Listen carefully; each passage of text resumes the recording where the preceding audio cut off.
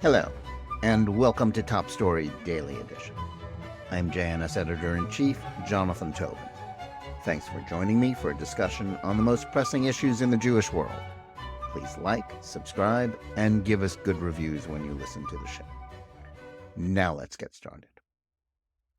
Reverend Pat Robertson was the kind of person who inspired not only love and rage, but a great deal of intellectual confusion. One need only read the exchange between then Commentary magazine editor Norman Podhoretz and his critics over a 1995 essay that the former wrote about what Jews should think about the televangelist who died this week at the age of 93 to see how complicated the debate about him could be.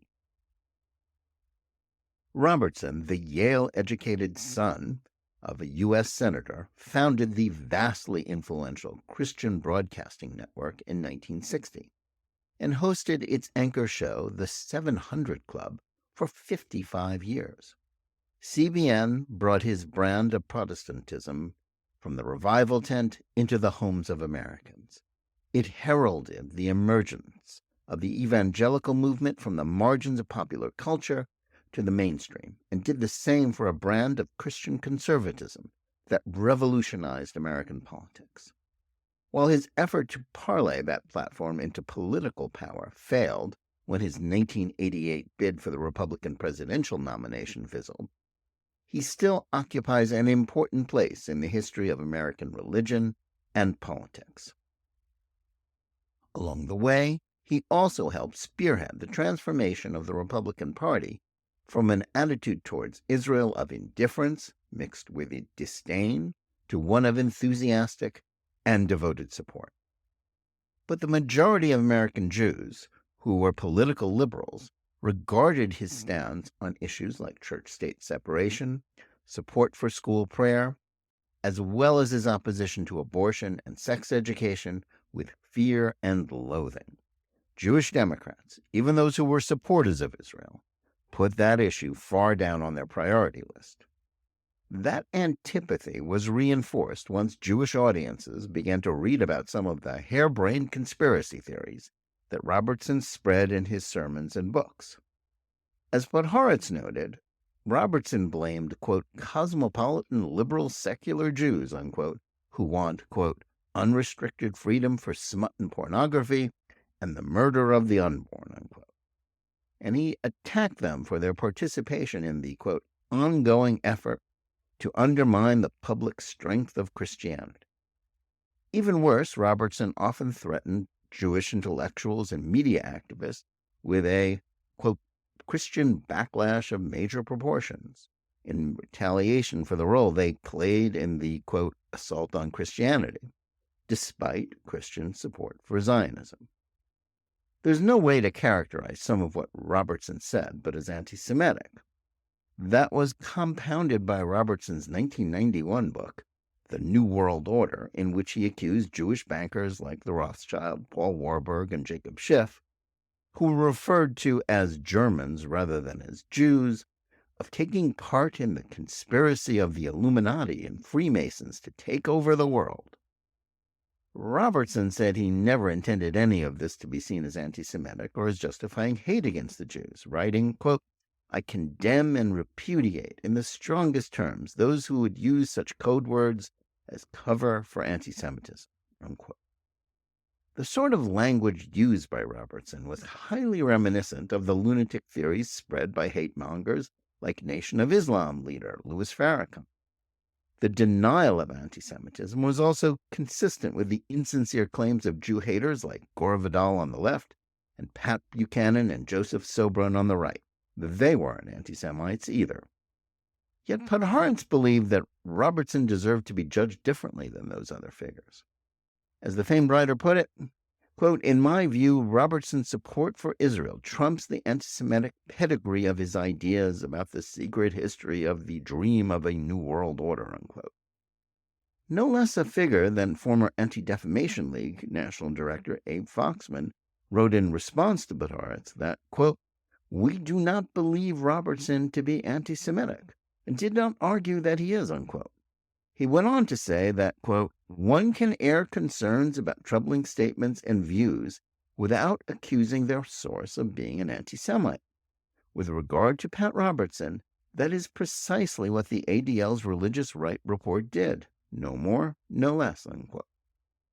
That was a bit of nuanced reasoning that confused a lot of Jewish liberals, both then and now.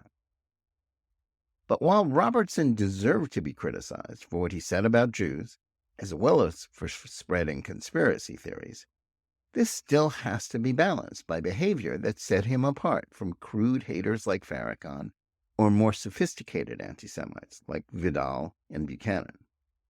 Robertson followed up his statements on Israel with actions that were redolent not just of affection for Zionism, but for the rights of Jews. He was a loud and active supporter of the cause of freedom for Soviet Jewry. He donated millions of dollars to Jewish charities and causes, and inspired his followers to do the same. No one else accused of anti-Semitism has ever behaved in a similar manner. His devotion to Israel was heartfelt and expressed in a timely manner, demonstrating solidarity even at moments when standing with Israel was not politically popular, as during the Arab oil boycott in the aftermath of the Yom Kippur War. Counterarguments made by cynical liberals don't merit much consideration. Robertson had no ulterior motives, whether political or theological. And even if he and other evangelicals really did expect Jews to become Christians after the return of Jesus to earth in messianic times, something I might add that neither religious nor non-religious Jews believe is going to happen, the idea that this should scare or deter Jews from welcoming his support for Israel and Jewish causes is risible. Yet the real sticking point with Robertson and his followers was something else: their stance on social issues on which they were polar opposites from liberal Jewry. And if anything, those differences are even more stark now than they were in the 1990s, when Foxman and the ADL seemed intent on going to war with the Christian right. In part, that is because of events since then, such as last year's Supreme Court decision that overturned the Roe v. Wade precedent legalizing abortion, the fulfillment of a half-century of conservative activism.